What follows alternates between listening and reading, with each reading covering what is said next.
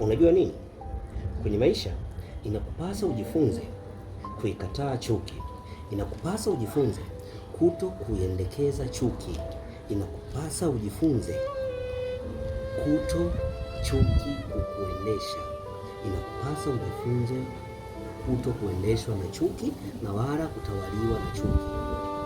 Kwa maana ukiendekeza chuki ni ugonjwa kwako, ukiendekeza chuki ni hasara kwako, ukiendekeza chuki ni mzigo kwako.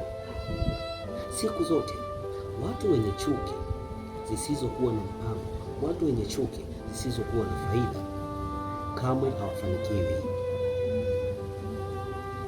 Muache chuki aende zake. Muache bwana chuki asafiri zake. Muache bwana chuki akae kando na wewe, akae mbali na wewe, asiwe rafiki yako kamwe, kwa maana chuki ni adui. Jua jinsi ya kuishi na watu. Kikubwa akili na moyo, hivyo tu.